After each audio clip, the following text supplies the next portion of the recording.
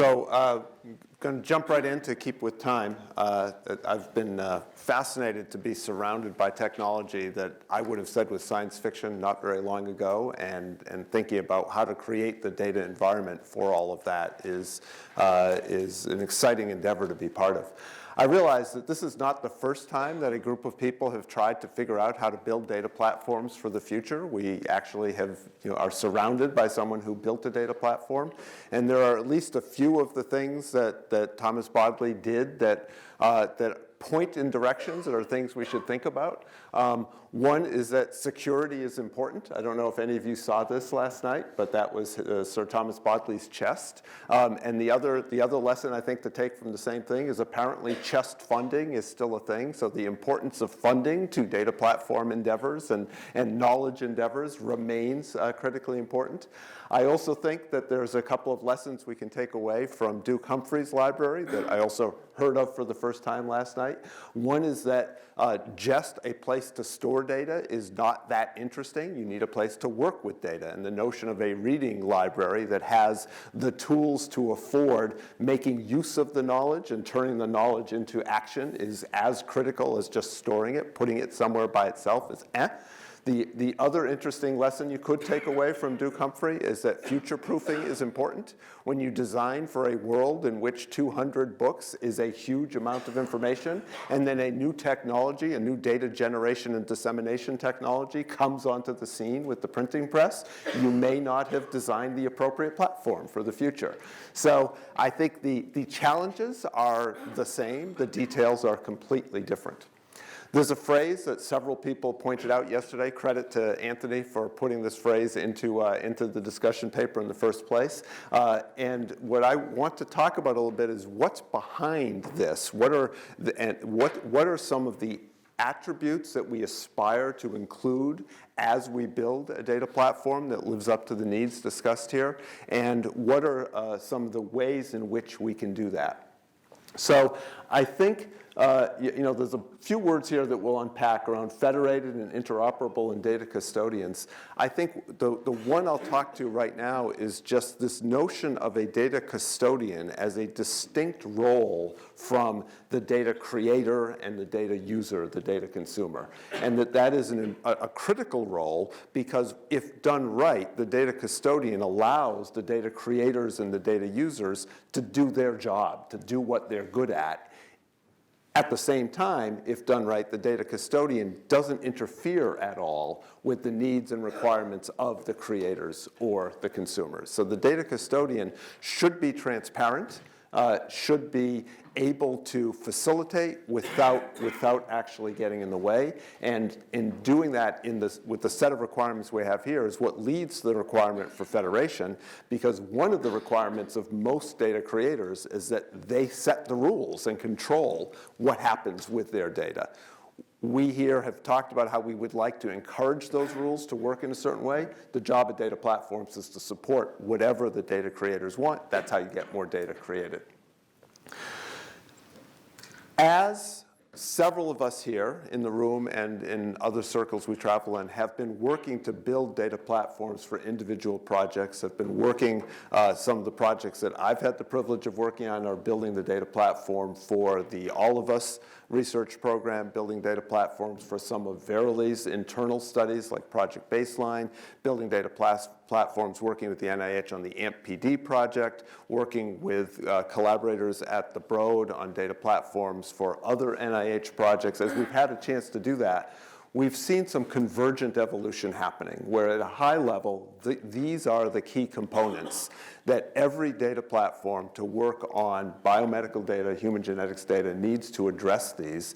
And there's some key attributes for each of these components. So at the bottom, the services layer, its job is to get out of the way and to make it so that as users of the platform, you don't have to think about the nuts and bolts of storage and compute and billing and provisioning. Its job is to hide all of that and say, hey, we are going to run in an environment that gives us the storage and compute and other resources we need, and we don't want to think about it, we just want to use it. So the job of the services layer is to abstract away and hide the details of whatever cloud or on-premise physical machinery you're using and make it available. We'll talk a little bit more about data, where the primary goal of data is to be as portable and widely usable as possible while respecting the needs of the data creators.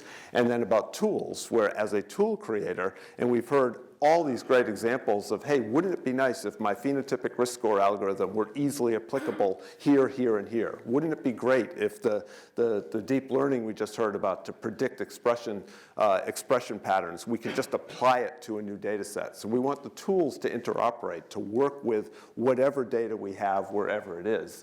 And then you have to pull all that together into a place to do the work, into the reading room, into the place where you actually do it. That's what the job of workspaces are. And very importantly, for the scientific mission and to take advantage of the community, is we want a data platform that not only facilitates but encourages collaboration, that makes collaboration a natural pattern, doesn't force, but encourages and facilitates collaboration.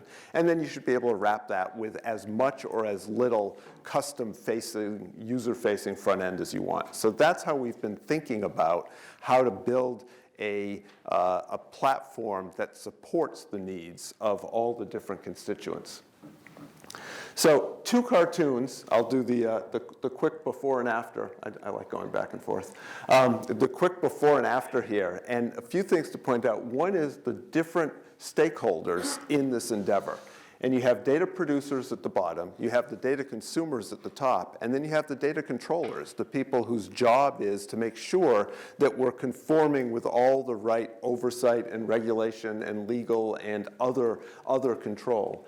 And in the default world, this is maybe a bit of a caricature of today's world, but only a bit. In the default world, data everywhere and not a drop to drink, right? There is data, there's a lot of data, but it's all bespoke. It's all, here's a custom this, here's a custom that. And if I have a tool, I might be able to use it with your data. And if I have data, I might be able to get access to it. And if I want to know what's going on and control it and assert that the correct controls are in place, I have to have hundreds of individual conversations with every pair of data provider and data consumer. That's the default. That's kind of where we start. We can do better. We can do better by using those principles in the box diagram before. And if we can define good abstractions around what is a data repository, which we can, and say, and that yellow box represents a packaged interface to data. This says nothing about what the data is, but says, hey, I have some data, I'm in control of it, I'm going to make it available via a standard set of technical interfaces. Now we live in a world where that data has become portable. The data is federated and under the control of the different data owners who say what can happen with that data. But it is, because it's a standard interface, tool providers can now say, I'm going to work with any yellow boxed data. I will make sure my tool can work with any data packaged correctly. So we talked a lot yesterday and summarized again today around biobanks, and let's define some standards and encourage the adoption of standards for sharing summary stats. Well, once that exists, that's a bit of a yellow box. Once that standard is well defined, now it would be easy to build a system that says whenever you register your summary stats for your biobank, these 5 tools will run. Because we already know how to run tools against yellow boxes, so there we go, right? That's the kind of thing that you can have. And of course, from a data control point of view, this puts me in an environment where instead of having to have hundreds of M times N conversations, I can just control the environment in which I'm working. That's what we think we can do by defining the right standards for how data is packaged and how tools are packaged and allow that interop. In the discussion paper that was circulated, it goes into a lot more detail on some of our thinking with the different projects we're working on what those standards might look like and early thoughts on where it works. But to avoid Duke Humphrey, it needs to be extensible. It needs to be, here's a package and a model for how we can package up tools. and an initial set of tools that will work with today's technology. So the premise of this talk was supposed to be, what do we envision the future of data platforms for human genetics to be? And the future that I would like to see, I'll start at the top and the bottom, because those are the value creators of this. You know, Rory, to your point about we have to encourage the creators. Well, those data producers, I want a world that encourages data producers to create and produce and share and make available their data, because it's more valuable, because we have platforms that multiply the value of what they have done, the value to them and to all the different stakeholders that Nancy talked us through. And I want, therefore, and also a world of the data, of many, many data consumers who can flourish, because it's now easy to get access to the large end data of the multiple modalities that we need to do our work. And then the way you get there is in between. You have the tool providers who have created the growing library of tools and analyses and methods that can be used by all the creators across all the data. All the data is packaged up into these reusable repositories, and you've got a variety of publishing tools, because once you've created the data, there's still work to wrangle it into a yellow box, to wrangle it up and package it. So you want all those facilitators in the middle, but the purpose of the data environment is to connect the creators to the consumers in a way that makes both of them more motivated by getting more multipliers of their value in the data environment. So in summary, I was thinking about not so much the how, because the how is fascinating. As tech people, there's lots of people who want to jump into how do we build it, which standard should we use, working with you and on the Global Alliance, long conversations on exactly what shade of yellow should that yellow box be, and is it a rectangle or a triangle? Important conversations, but what are some of the attributes when we know we've got it right? So I think the first attribute is we want our data platforms to be transparent, right? It's about the science. Users of the platform shouldn't say, ooh, what a cool platform. They should say, ooh, what a cool result, or ooh, what a cool method. They should be excited about looking through the platform to do the science. The platform should just enable that.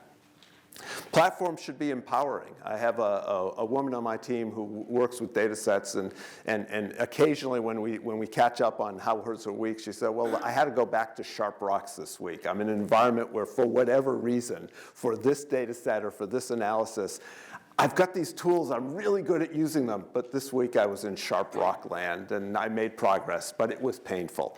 We want to give everyone computer-controlled laser cutters, right? You shouldn't be using Sharp Rocks. It should be just natural and easy to use the best tools we have.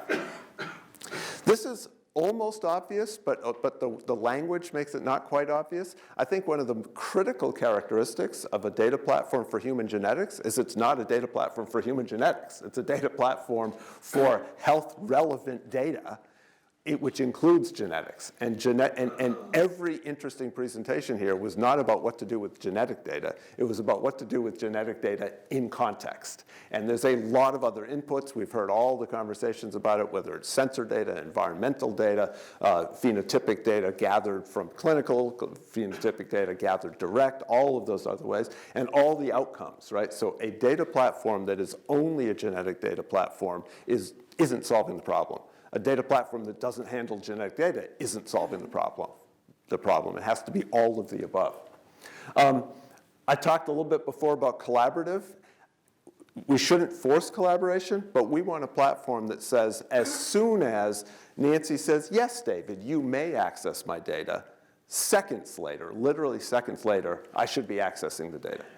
And it should be that easy that as soon as you get permission, you are productive and working with the data. It should not be what is often the case today is whatever long or short process I go through to get access, about a month or two later, I actually am able to start working on the data because I found it and I've copied it and I've wrangled it into the right format for my tools and my environment, and then I start. That should go away. And critically, it shouldn't be a ghost town. The platform that we want is a platform that is populated. It has a library of tools. It has the libraries of data that we've been talking about, and it has a community of people using it so we can all learn from each other and build on it. Thank you.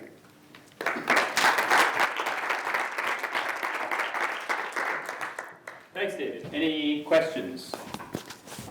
Thoughts? Comments? Yeah. What's the closest to proof of concept you've actually seen with these kind of interesting way of thinking about having these tools in workspace? Yeah, I think, well, the ones that I am part of are the ones that I'm most familiar with. And I think with the All of Us program that Josh is probably going to be talking a little bit more about shortly, actually the first data release using these concepts of All of Us data to a dozen or so researchers is scheduled for next week, and that's an internal alpha, let's try it out, but that's pretty real. Working on the AMP-PD data, is actively working on that data, that's in process. The project baseline data that Verily has been generating, we're sharing with our collaborators at Duke and Stanford actually next week. So there's a fair number of these projects that are getting real now. Søren, last question. Yeah, so in one of the discussion groups yesterday, we just talked about how much you lose by federation versus bringing the data together. And there might be legal issues and whatnot in some of these collaborations, but couldn't you comment a little bit about this question, federation versus one? Yeah. I'll try to comment a little. I know I can comment a lot. I'll try to comment a little. Yeah, no, federation is a complicated thing. I think there are levels of federation, and the absolutely critical and completely achievable is federated control, where individual data creators control who has access to their data and who may do what with their data, and that is enforced by the system. That is essential and completely achievable and is real. When you then get into things like federated deployment, federated management, federated infrastructure, those get harder. And depending on exactly what constraints you are or aren't working with, there's different ways to approach it. Sometimes you might need new methods and algorithms to run a distributed thing. Sometimes you're fighting the speed of light, which is hard to fight if you're, depending on what you mean. But federated control is absolutely essential and completely achievable.